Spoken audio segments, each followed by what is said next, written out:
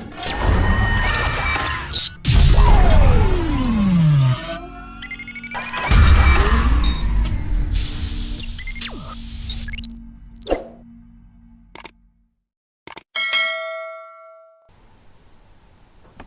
Students, आज मैं आपके साथ एक और टॉपिक लाया हूँ जो है गांधी जी की ग्राम स्वराज पर विचार कि गांधी जी किस तरीके का ग्रामीण व्यवस्था चाहते थे। तो इसमें दो बातें समझने वाली बात है। ये जो दो वर्ड है ग्राम और स्वराज, ये दोनों अलग अलग है। सबसे पहले हम लोग स्वराज के बारे में जानेंगे, उसके बाद हम लोग इसको मिला करके ग्राम स्वराज के बारे में देखेंगे। ठीक है, तो अभी तक अगर आपने मेरे चैनल को नहीं सब्सक्राइब किया तो सब्सक्राइब कीजिए, वीडियोस को लाइक कीजिए, कमेंट ज़रूर कीजिएगा कि आप कहाँ से ये वीडियो को देख रहे हो, और ज़्यादा से ज़्यादा शेयर करो इस वीडियो को। मुझे आप लोगों की सपोर्ट की बहुत ज़रूरत है। आप लोग सपोर्ट करो, शेयर करो ज़्यादा से ज़्यादा स्टूडेंट्स, ताकि मेरी मेहनत कुछ रंग लाए।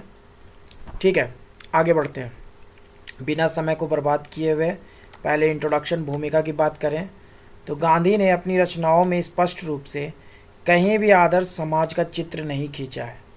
फिर भी उनके लेखों, भाषणों और वक्तव्यों में यंत्र तंत्र विचार बिखरे पड़े हैं मिलते हैं। उनका आदर्श एक नवीन आदर्श समाज की स्थापना है जिसमें राज्य नाम की संस्था नहीं रहेगी, तथा इसमें जो स्टूडेंट नोट्स लिखते हैं वो कृपया करके लिखिएगा। लिखने से बहुत सारी बातें जो हैं सो ऐसे ही आप लोगों को याद हो जाएगा, और एग्जामिनेशन के समय 2-3 बार वीडियोस देख लीजिएगा, ऑटोमेटिकली सब कुछ याद हो जाएगा और पॉइंट्स मिस नहीं कीजिएगा। तथा इसमें प्रत्येक व्यक्ति अपना शासक होगा। ठीक है, जैसे ग्रामीण जो ग्राम स्वराज जो लिखे हैं महात्मा गांधी, जो विचार दिए, उसमें भी उन्होंने यही दिया कि एक ग्राम, एक गांव जो है वो खुद उसके अंदर सब कुछ होगा।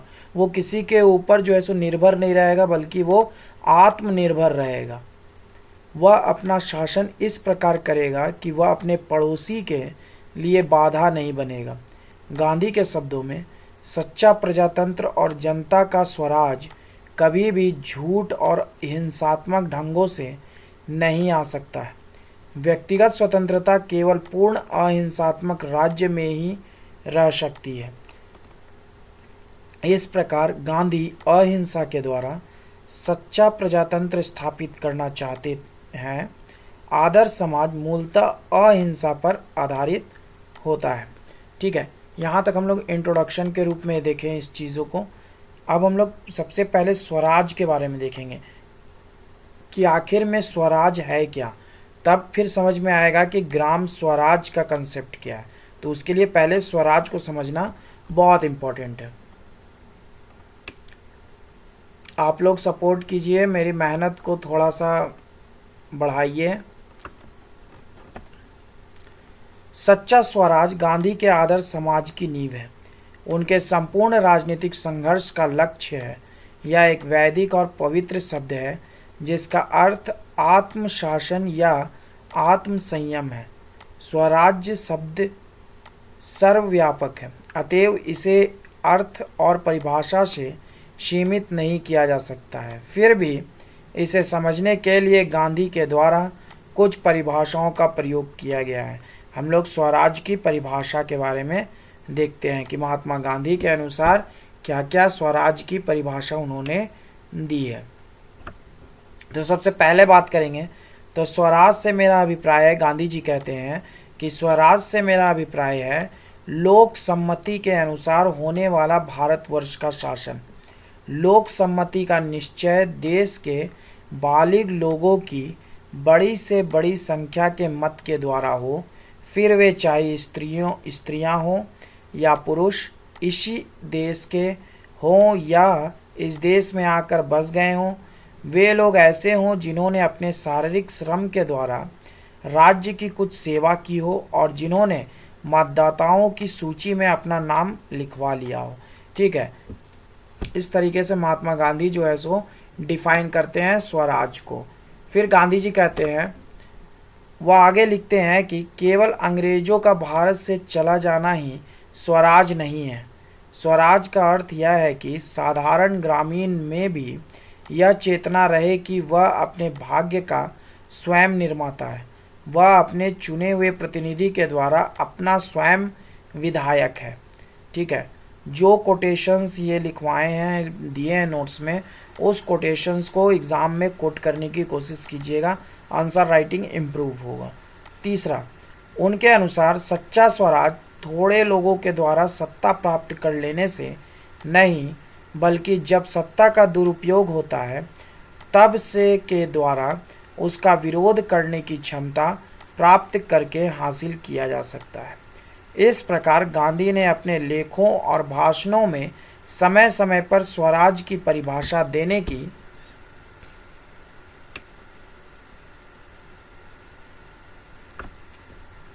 कोशिश की है और उसकी व्याख्या भी की है। इसमें मैंने 3 कोटेशंस दिया, आप लोग एक भी लिख दोगे तो काफ़ी है। स्वराज की रक्षा, प्रोटेक्शन ऑफ स्वराज।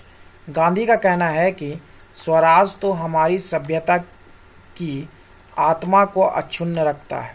उन्होंने उसकी रक्षा के संबंध में लिखा है, स्वराज की रक्षा केवल वही हो सकती है जहां देशवासियों की ज़्यादा बड़ी संख्या ऐसे देशभक्तों की हो जिनके लिए दूसरी सब चीज़ों से अपने निजी लाभ से भी देश की भलाई का ज़्यादा महत्व हो। मतलब राष्ट्र सर्वोपरि हो, राष्ट्र सर्वोपरि हो, अपने व्यक्तिगत हित को ना देखते हुए सामूहिक रूप से राष्ट्र सर्वोपरि हो।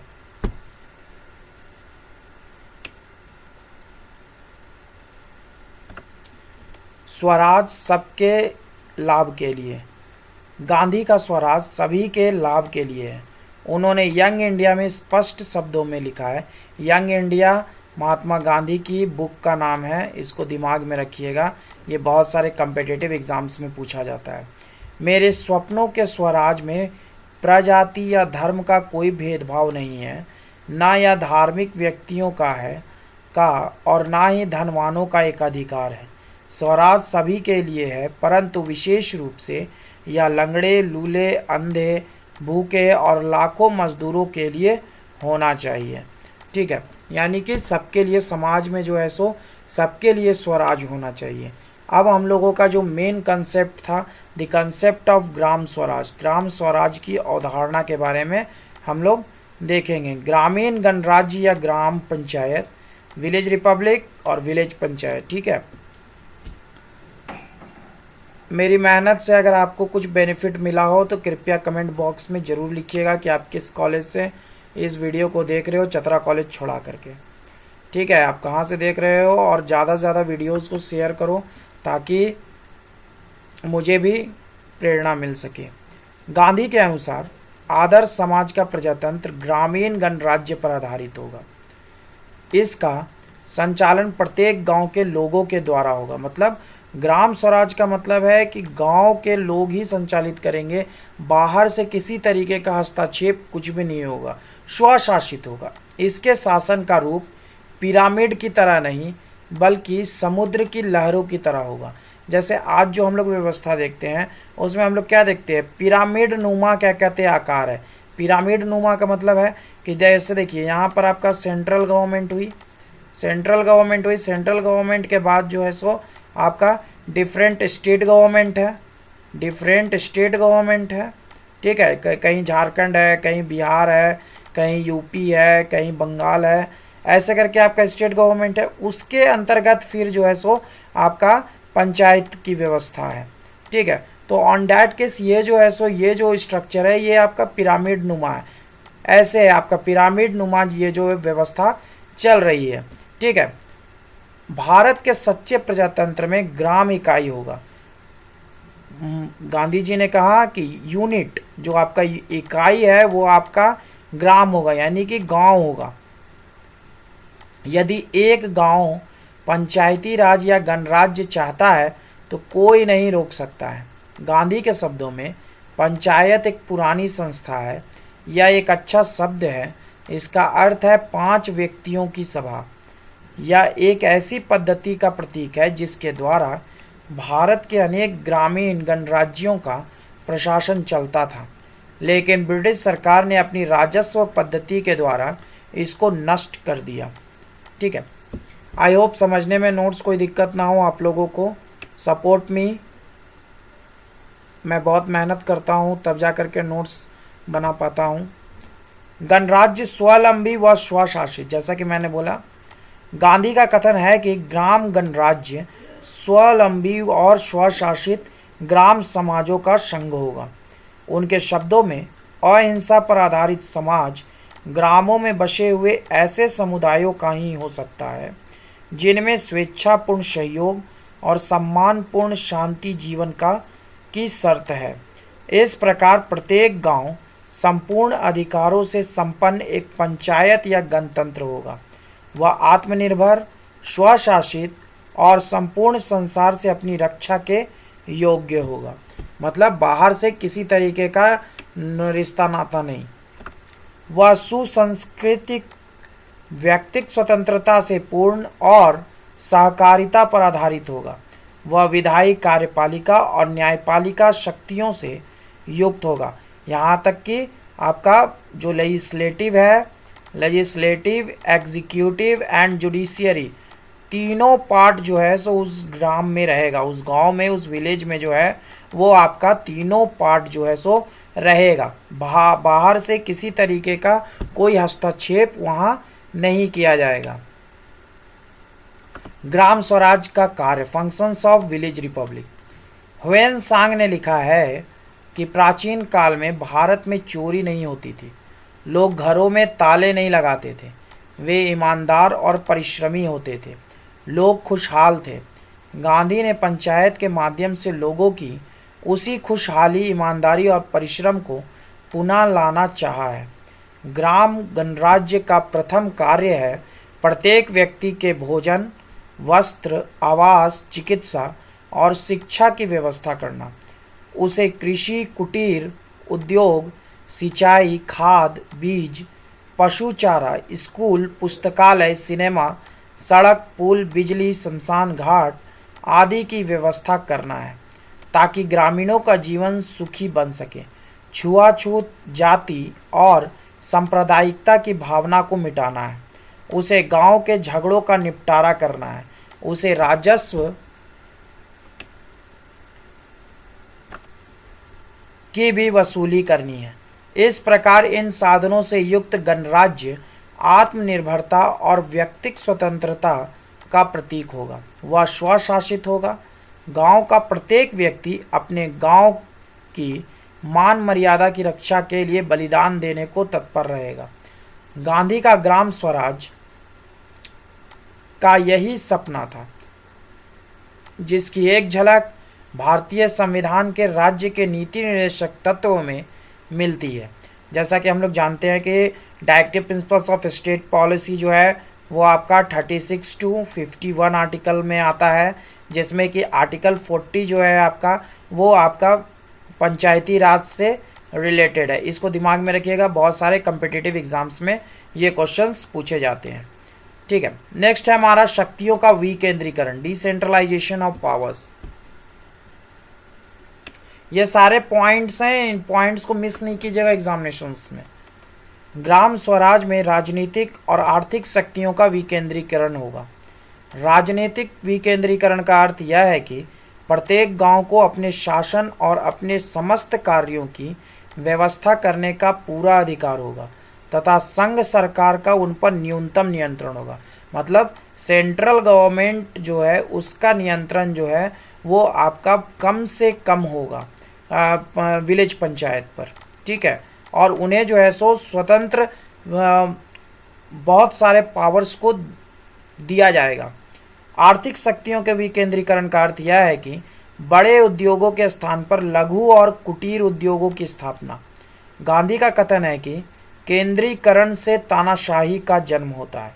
जैसा कि हम भी जानते हैं कि जब आपका शक्तियों का केंद्रीकरण होता है, सेंट्रलाइजेशन ऑफ पावर होता है, तो ऑन दैट केस एरिस्टोक्रेसी आपका पनपती है। ठीक ठीक है। जब डिसेंट्रलाइजेशन, डेमोक्रेसी का मतलब है डिसेंट्रलाइजेशन ऑफ पावर, गवर्नमेंट जो है सो मिनिमम क्या कहते हैं गवर्नेंस करे, उसका काम जो है सो सिर्फ गवर्नेंस का है। इसका मतलब ये नहीं है कि गवर्नमेंट जो है सो वो फैक्ट्रीज चलाए, कंपनी चलाए, इंडस्ट्रीज चलाए, एयरप्लेन चलाए, ये सब चलाना का काम जो है सो आपका इंडस्ट्रियलिस्ट का है, दूसरे इंडिविजुअल्स का है। सरकार का ये काम नहीं है। सरकार का काम है मिनिमम गवर्नेंस, ठीक है, सिर्फ वो गवर्नेंस का काम करेगी। केंद्रीकृत शासन हिंसा पर आधारित होती है, जो आदर्श समाज का अहिंसक व्यवस्था के प्रतिकूल है। गांधी के शब्दों में, मेरा सुझाव है कि यदि भारत को अहिंसक रीति से विकास करना है तो उसे बहुत बातों का विकेंद्रीकरण करना होगा। जितना डिसेंट्रलाइजेशन होगा पावर्स का, उतना ज़्यादा चेक एंड बैलेंस होगा, और जितना ज़्यादा चेक एंड बैलेंस होगा उतना ज़्यादा जो है सो आपका ट्रांसपेरेंसी आएगी सिस्टम में।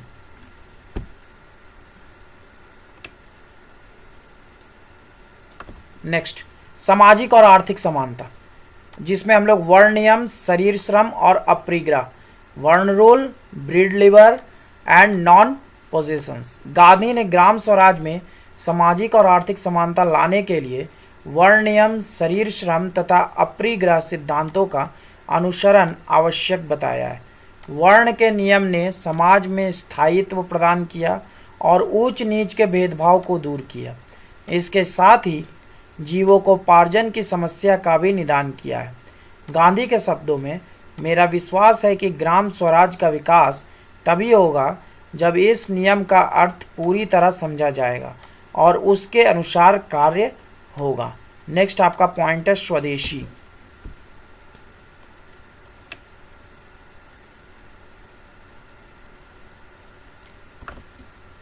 गांधी जी ने स्वदेशी में पूर्ण आस्था प्रकट की है। ग्राम स्वराज में स्वदेशी वस्तुओं का उपयोग किया जाएगा। प्रत्येक गांव में स्वदेशी चीज़ों का निर्माण किया जाएगा। विदेशों से व्यापार नहीं होगा। दूसरे स्थानों से व्यापार केवल उन्हीं आवश्यक वस्तुओं का होगा जिनका उत्पादन गांव में संभव नहीं है। प्रदेश और जिले से भी व्यापार बहुत कम होगा। गांधी ने स्वयं चरखा चलाकर और खादी पहनकर भारतीय समाज के सामने एक आदर्श उपस्थित किया। वे कुटीर के माध्यम से प्रत्येक गांव को आत्मनिर्भर बनाना चाहते थे। खादी ग्रामोद्योग, मत्स्य पालन, मधुमक्खी पालन, ताड़ गुड़, मोमबत्ती और सिलाई निर्माण, चटाई निर्माण, टोकरी निर्माण, मिट्टी के बर्तनों का निर्माण आदि स्वदेशी के आदर्श को उपस्थित करते हैं। गांधी ने प्रत्येक भारतीय को स्वदेशी वस्तुओं को व्यवहार करने के लिए किया है। ठीक है, ये सारी चीज़ों को जो है सो पॉइंट वाइज आप लोग जो है सो एग्जामिनेशंस में लिखिएगा। मेरी इस वीडियो से बेनिफिट मिला हो तो लाइक ज़रूर कीजिएगा, सब्सक्राइब जरूर कीजिएगा, शेयर ज़रूर कीजिएगा। सपोर्ट चाहिए आपका। सरकार नहीं, नो गवर्नमेंट। गांधी का मत है कि ग्राम स्वराज में सरकार नहीं होगी, क्योंकि प्रत्येक व्यक्ति अहिंसा और अपने सामाजिक कर्तव्यों का स्वेच्छा से पालन करेगा। इस समाज में कोई शोषण नहीं होगा। प्रत्येक व्यक्ति स्वयं का शासक होगा। नेक्स्ट आपका कृषि, सहकारी खेती। कृषि में भी आपका सहकारी खेती के पक्ष में थे गांधी जी, कोऑपरेटिव फार्मिंग। आदर्श समाज कृषि प्रधान होगा। भारत एक कृषि प्रधान देश है, जैसा कि हम लोग जानते हैं। यहाँ की अधिकांश जनता कृषि पर निर्भर है। भारतीय अर्थव्यवस्था का कृषि मेरुदंड है। किसानों के लिए उत्तम खाद, बीज और सिंचाई की समुचित व्यवस्था होनी चाहिए। उन्हें सरकारी ऋण भी मिलना चाहिए। गांधी सहकारी खेती के पक्ष में है। उनका कथन है कि जमीन किसानों के सहकारी स्वामित्व में हो तथा जुताई सहकारी रीति से हो। इससे पूंजी, श्रम और औजारों की बचत होती है। गांधी का विश्वास था कि सहकारी खेती देश का रूप बदल देगी तथा किसानों के बीच से निर्धनता और आलस्य को दूर कर देगी। नेक्स्ट है आपका कुटीर उद्योग, कॉटेज इंडस्ट्रीज।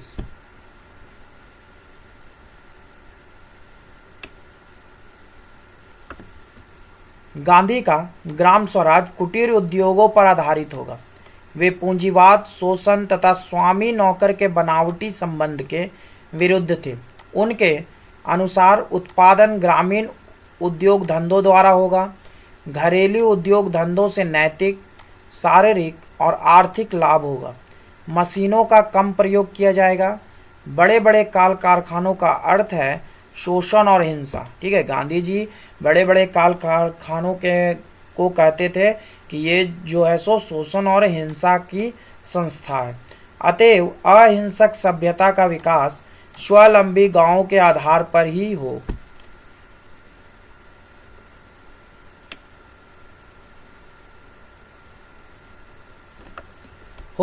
सकता है। लेकिन गांधी ऐसे सादे औजारों और मशीनों का स्वागत करते थे जो बिना बेकारी बढ़ाए लाखों ग्रामीणों के बोझ को हल्का करते हैं तथा जिनको गांव के निवासी स्वयं बना सकते हैं और प्रयोग में ला सकते हैं।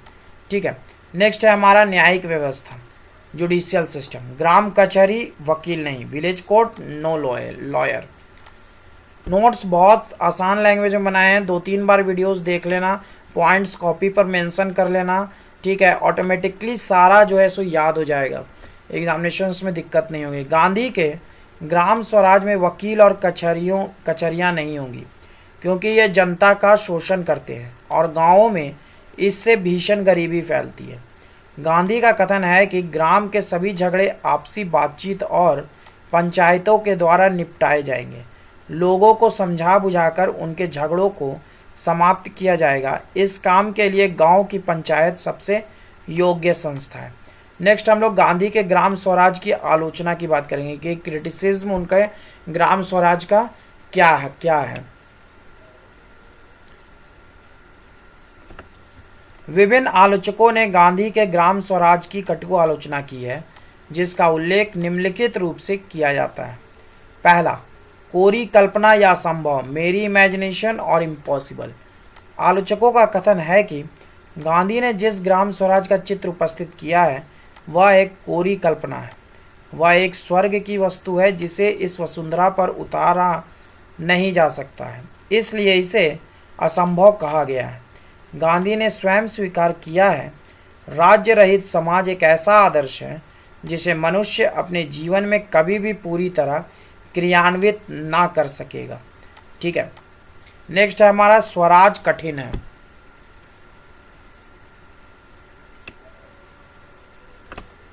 गांधी ने ग्राम स्वराज में जिस स्वराज की कल्पना की है वह संभव नहीं लेकिन कठिन अवश्य है। स्वराज के आदर्शों को व्यवहारिक रूप देना अत्यंत ही कठिन है।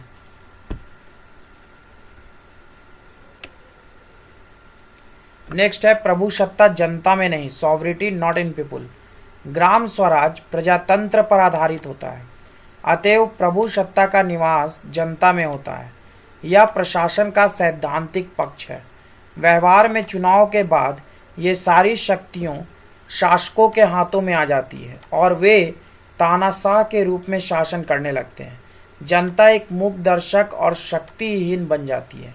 ठीक है, जैसे जो भी हम लोग जो है सो मान लीजिए इलेक्शन हुआ, इलेक्शन में सांसद हम लोग चुने तो जिसको हम लोग चुन करके भेजते हैं वो उसके हाथ में फिर पूरी की पूरी शासन सत्ता आ जाती है और जनता उसके बाद जो है सो देखते रह जाती है। नेक्स्ट हमारा है स्वावलंबी और स्वशासित ग्राम स्वराज। गांधी ने ग्राम स्वराज में स्वावलंबी और स्वशासित ग्राम गणराज्यों की कल्पना की है। ग्राम गणराज्यों के संपादन हेतु कोष कहाँ से आएगा? सबसे पहला कि इकोनॉमी और पैसा कहाँ से आएगा, इस पर गांधी जी मौन है। अधिकांश गांवों में भीषण गरीबी और अशिक्षा है। ग्रामीण जनता प्रशासन की जटिलता को नहीं समझ पाती है, अतः ग्राम गणराज्य की कल्पना एक आदर्श और इतिहास। कृपया मेरे चैनल को सपोर्ट करो आप लोग सब स्टूडेंट मिल करके। आदर्श और इतिहास की वस्तु आधुनिक युग में उसका व्यवहारिक रूप संभव नहीं है। नेक्स्ट हमारा है शक्तियों का विकेंद्रीकरण, व्यवहारिक नहीं। राजनीतिक एवं आर्थिक शक्तियों का विकेंद्रीकरण ग्राम स्वराज की एक आवश्यक शर्त है। प्रत्येक गांव स्वशासी और स्वावलंबी होगा, जो व्यवहारिकता में असंभव नहीं है। बड़े उद्योग धंधों की स्थापना नहीं की जाएगी। आज के इस वैज्ञानिक युग में यह भी संभव नहीं है। स्वार्थी राजनीतिज्ञ शक्तियों का केंद्रीकरण करेंगे तथा हिंसा पर आधारित तानाशाही शासन स्थापित करेंगे। अतएव गांधी का यह भी आदर्श एक स्वप्न ही है।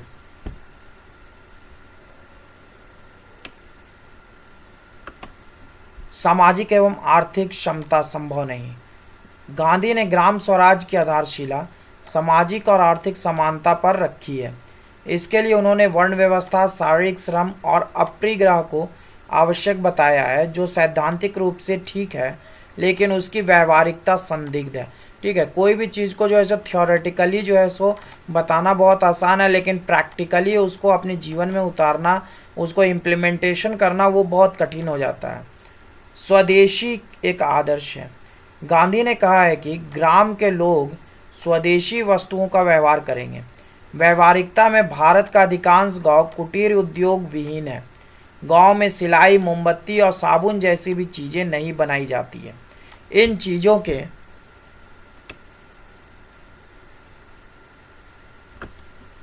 लिए शहरों पर निर्भर रहना पड़ता है। भारतीय विदेशी वस्तुओं का प्रयोग कर रहे हैं। इस आधुनिक युग के परिप्रेक्ष्य में कोई भी देश आत्मनिर्भर नहीं है। अतएव गांधी जी का स्वदेशी आंदोलन एक आदर्श की वस्तु रह गया है। जैसा कि हम लोग जानते हैं कि अभी हम लोग जो वर्ल्ड में रह रहे हैं वो ग्लोबलाइज है। ऑन डैट केस जो है सो सारी वस्तुएं सारी जगह मिल रही है बहुत आसानी से। ठीक है, तो जो चीप एंड बेस्ट मिलता है प्रोडक्ट, उस प्रोडक्ट को पब्लिक जो है वो ज़्यादा से ज़्यादा यूज़ करती है। सरकार आवश्यक है, गवर्नमेंट इज़ मस्ट। गांधी ने ग्राम स्वराज में सरकार की उपेक्षा की है। प्रत्येक व्यक्ति स्वयं शासक होगा। इस प्रकार की व्यवस्था से ग्राम में अराजकता उत्पन्न होगी। सभी व्यक्ति अपने कर्तव्यों का पालन और अहिंसा के मार्ग पर नहीं चल सकते। अतएव अपराधियों की धरपकड़ और सजा के लिए तथा ग्राम में कानून और व्यवस्था बनाए रखने के लिए सरकार का रहना आवश्यक है।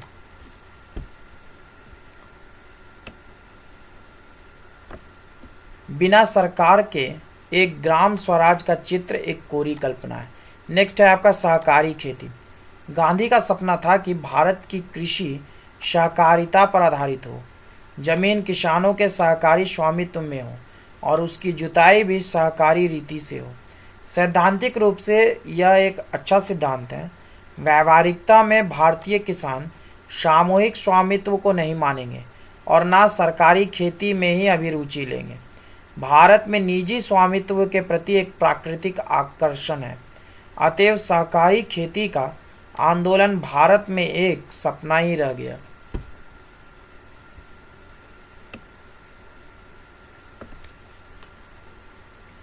इसमें कुछ कुछ त्रुटि है कि इस पर अगर सरकार काम करे तो कुछ हो सकता है। पहला, किसानों के पास पूंजी का अभाव। दूसरा, गांवों में कच्चे माल की कमी। तीसरा, उत्पादित वस्तुओं के बाजार का अभाव। चौथा, कुटीर उद्योगों की उत्पादित वस्तुओं में गुणवत्ता का अभाव। गांवों की उत्पादित वस्तुओं का विज्ञापन नहीं। और लास्ट, इन उद्योगों पर सरकार की कुदृष्टि आदि। ठीक है, ये सारी बातों को महात्मा गांधी ने अपने टाइम के हिसाब से जो है वो प्रदर्शित करने की कोशिश की है। कुटीर उद्योगों से गांवों में खुशहाली आ सकती है, बशर्ते सरकार इस पर समुचित रूप से ध्यान दे। ठीक है, जैसा कि मोदी गवर्नमेंट जो है, अभी जो मोदी गवर्नमेंट है, मोदी गवर्नमेंट ग्राम पंचायत को लेकर के बहुत एक्टिव है और बहुत सारी योजनाओं को लागू किया है उन्होंने, और विज्ञापन भी कर रही है प्रोडक्ट्स की जो गाँव में बन रहे हैं, और मेनली जो है सो विलेज में जो कुटीर उद्योग है उनको प्रोत्साहित किया जा रहा है अभी की सरकार में। नेक्स्ट आपका है कचहरी और वकील नहीं।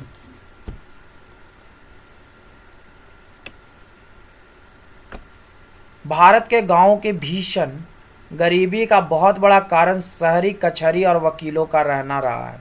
यह सत्यता को अवश्य प्रकट करता है, लेकिन इस आधुनिक युग में कचहरी और वकील दोनों का रहना अनिवार्य सा हो गया है। ग्राम कचहरी या पंचायत गांवों के झगड़ों को निपटाने में असमर्थ सिद्ध हो चुका है। अतएव गांधी का यह सपना भी एक सपना ही रह गया है। सभी मनुष्य देवता, ऑल मैन गॉड। गांधी सभी मनुष्यों को देवता मानकर चलते हैं। व्यक्ति स्वभाव से अच्छा होता है, वह अहिंसक होता है, लेकिन गांधी हॉब्स और मैकियावेली के विचारों को भूल जाते हैं कि मनुष्य एक स्वार्थी प्राणी है। अतएव प्रत्येक व्यक्ति के स्वभाव को अच्छा मान लेना एक मौलिक भूल है। ठीक है, नेक्स्ट हम लोग कॉन्क्लूजन्स की बात करेंगे। लाइक जरूर करना, सब्सक्राइब जरूर करना, शेयर जरूर करना। ऐसे ही वीडियो देख करके मत चले जाना, कुछ सपोर्ट करना। सुपर थैंक्स भी दे सकते हो आप लोग। उपयुक्त आलोचनाओं के आधार पर यह नहीं समझना चाहिए कि गांधी का ग्राम स्वराज का कोई महत्व नहीं है। वस्तुतः यदि उसका विश्लेषण सैद्धांतिक दृष्टिकोण से किया जाए तो वह अपने आप में एक आदर्श उपस्थित करता है, जिसे भारत की सरकार अपनी वसुंधरा पर व्यवहारिक रूप देने के लिए प्रयास कर सकती है।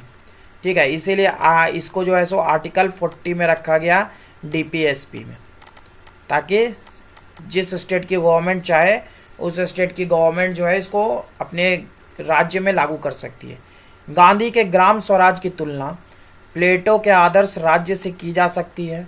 जिस प्रकार आदर्श राज्य का न्याय सिद्धांत, साम्यवाद, शिक्षा सिद्धांत और दार्शनिक राजाओं का शासन व्यवहारिक नहीं है, उसी प्रकार गांधी के ग्राम स्वराज के अनेक सिद्धांत वास्तविकता से परे हैं। वे आदर्श जगत की वस्तुएं हैं, उनको इस वसुंधरा पर साकार रूप नहीं दिया जा सकता। अंततः गांधी का ग्राम स्वराज केवल भारतीयों के लिए ही नहीं बल्कि संपूर्ण मानव समाज के लिए एक आदर्श उपस्थित करता है। राजनीति विज्ञान के इतिहास में गांधी की यह देन अद्वितीय, बेजोड़ और बेमिसाल है।